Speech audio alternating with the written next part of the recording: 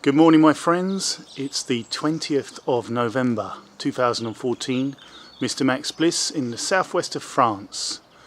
And this morning, it's about just after 8 o'clock.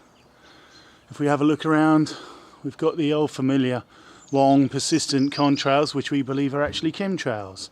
Now that plane up there is a fresh one. I know already is Transavia. I don't think it's too far away now to get an absolutely positive ID on it.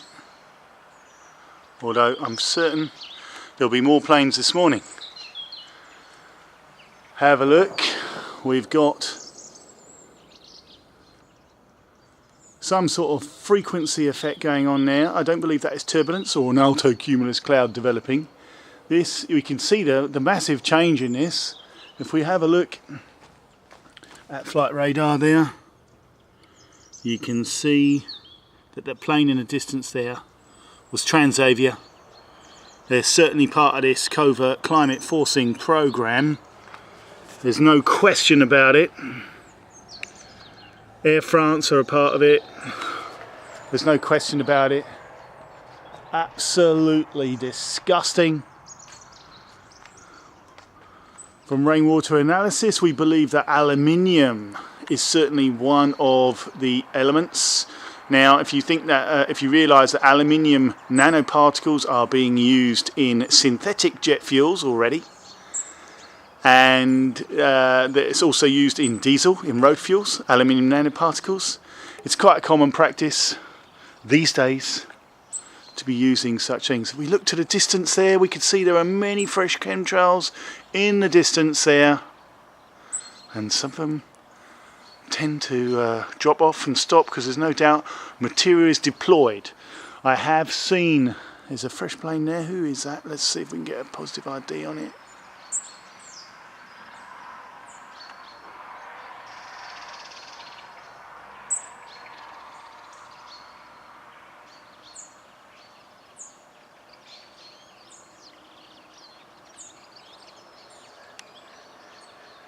Let's have a look at flight radar. Disgusting to see this covert climate forcing program in operation. It's Ryanair. Okay, I'm just going to show you. I just clicked on it.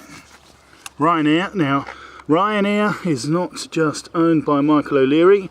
In fact, the whole fortunes of the ailing Ryanair company were saved by a certain man called David Bonderman. David Bonderman is a multi-billionaire who owns another airline. I think it's Continental, but I could be wrong on that. He also has worldwide business interests, and some of them in India happen to be geoengineering companies.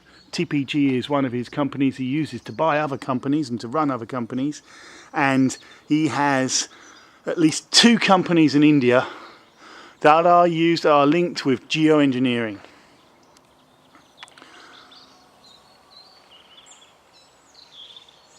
It's interesting that that plane arriving now just has a short dissipating trail.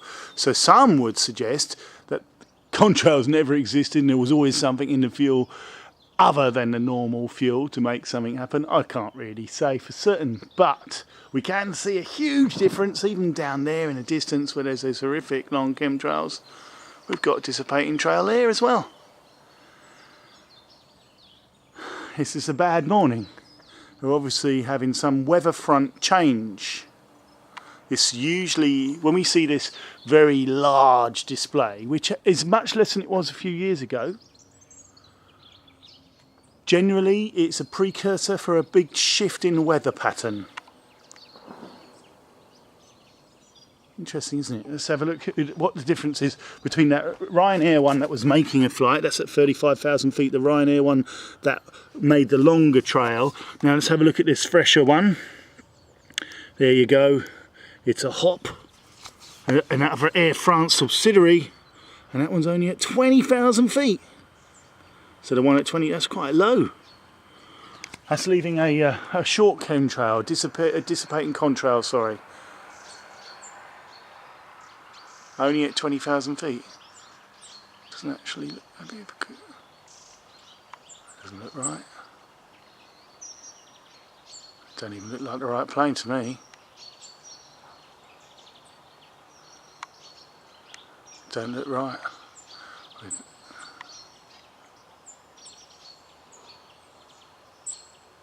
Doesn't look right.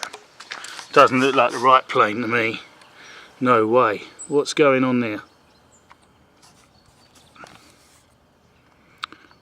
Maybe I've got the wrong plane. KLM, that looks more like the right plane. Yes.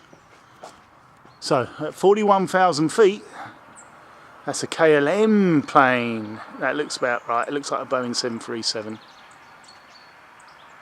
So interestingly, the highest plane we've seen so far at 41,000 feet has just got a normal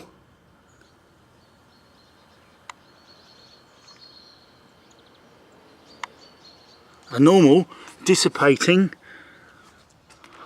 trail, and it's flying above the other contrail or persistent chemtrail, or we know what's going on really. It's an induced contrail.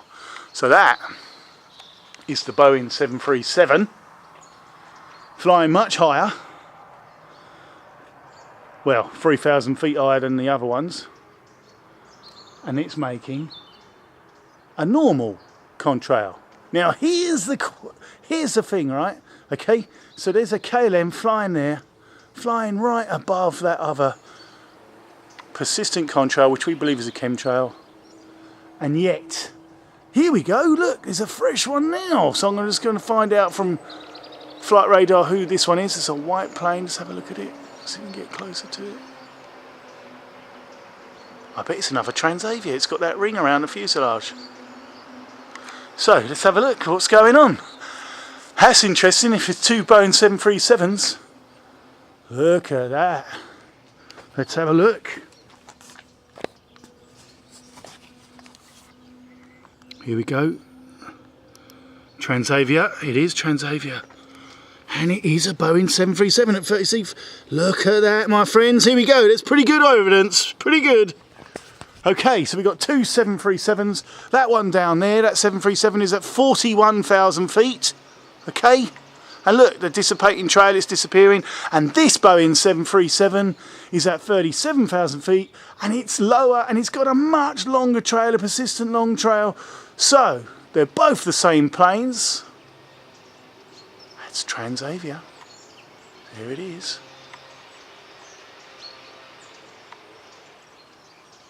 Look at that. Terrible. It's time to wake up, my friends. There is a covert climate forcing program, and some big carriers are involved.